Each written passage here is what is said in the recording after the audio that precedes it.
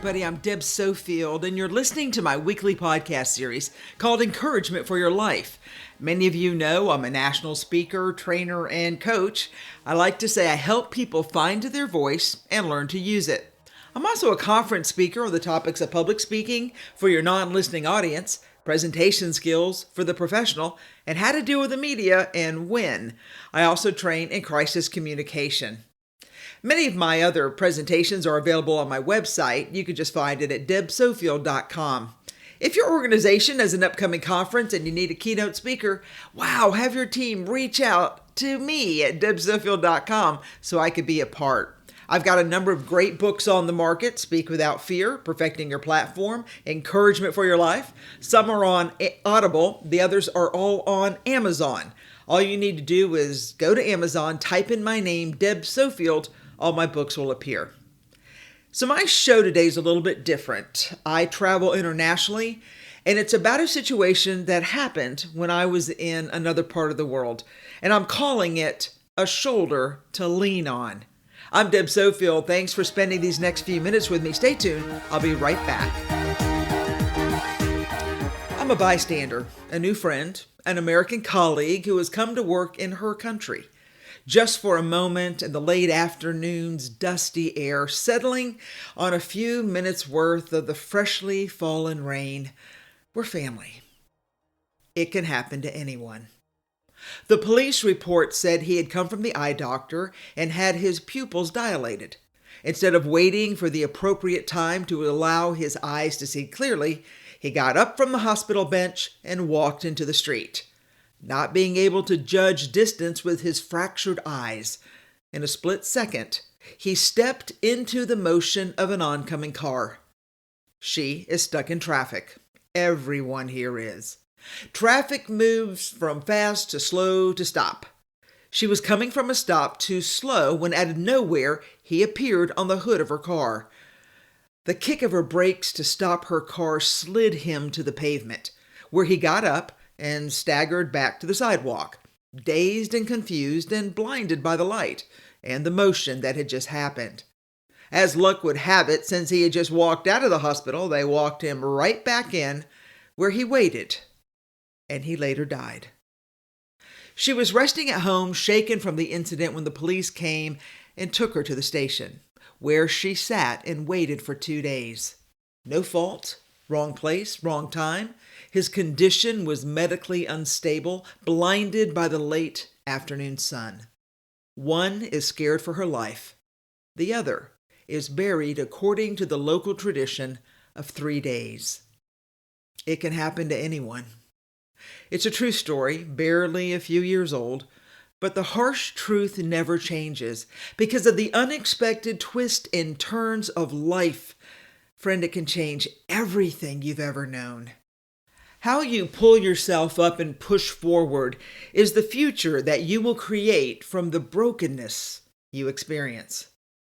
Unrelenting, faithful help came in the wide connection of friends who made call upon call to help her be freed from jail. And it was her family who waited in anticipation when she was released. She walked out of the police station into the intermittent raindrops of a cloudy sky, down the steps, and across the street to where we were all waiting, tears of joy streaming down our faces.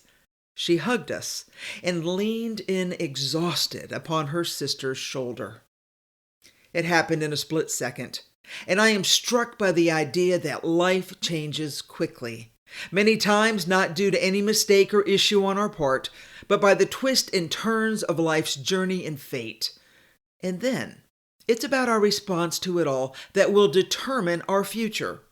For most, the key to survival and perhaps to even thrive will be the connections that keep us tightly bound together when it seems so much is falling apart. I struggled with telling you this story in a podcast. It doesn't seem all that encouraging, except for the fact of my witnessing the strong bonds of love and concern and respect that were held tight during the most trying time, and that will continue her on her journey to healing from this memory of this accident. On that sidewalk, I was struck by the magnitude of the life-changing situation I had just witnessed. Surrounded by strangers and colleagues and new friends in the dusty daily market of food stalls, espresso sellers, and trinket hawkers, where men called out for sales of kitchen wares. All I could think about was that if life crashed around me today, who would I call? What would I do? How would I continue on? And what would I regret that I had left undone? Why? Because it can happen to anyone.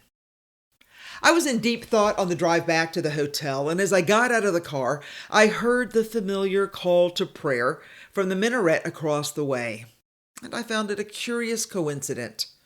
Thankfully, most of us end the day with daily prayer, some for health, some for safety, most for care. Because, friend, in an unusual way, we are all connected. I find it surprising that all the different stations, NBC, CNN, Al Jazeera, even your hometown paper, they all seem to revel in dissecting us by race and class and wealth and politics, religion, education, and every other division that has been created to tear us apart instead of keeping us together. See, I believe that being together is where we will find strength, courage, and the power to push through in hard times, the pain and the unknown.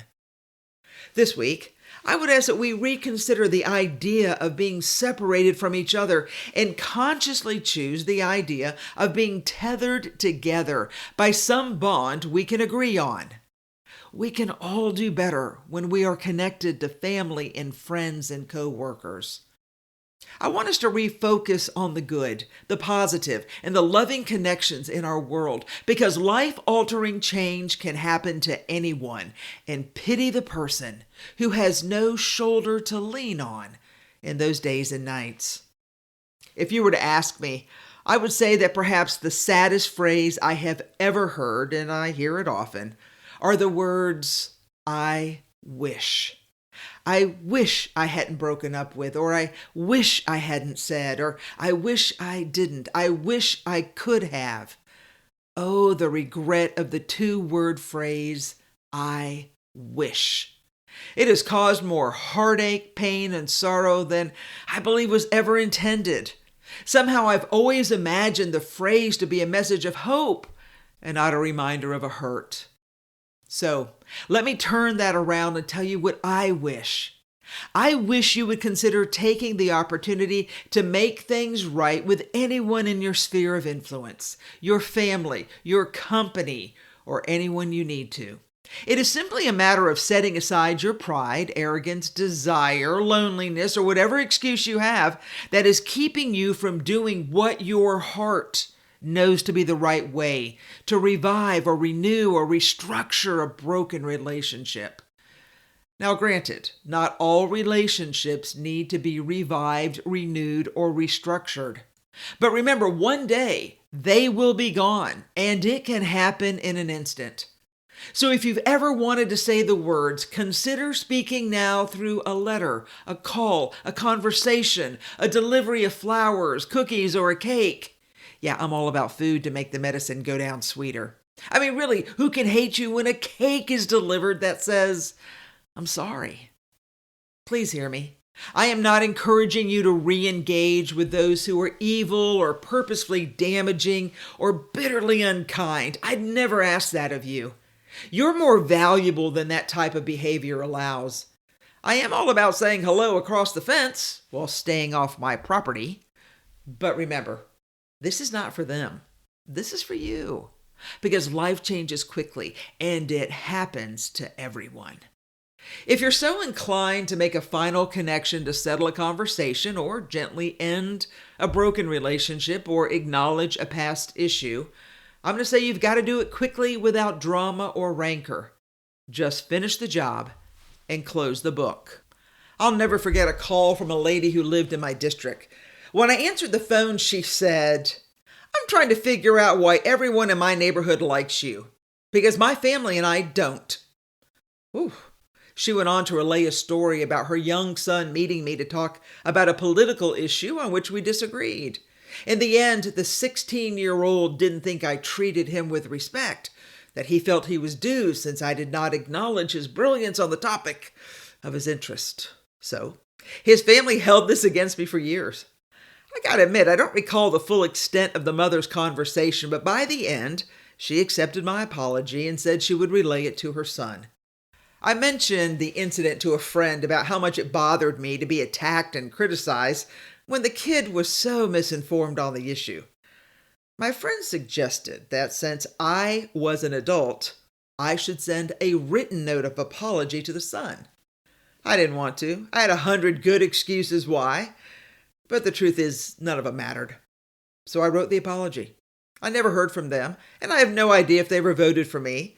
But if a simple note could heal an old wound, darn it, Deb, then why not? It had nothing to do with me being right. It had to do with my desire to uphold my personal value of respect for everyone, whether I liked them or not.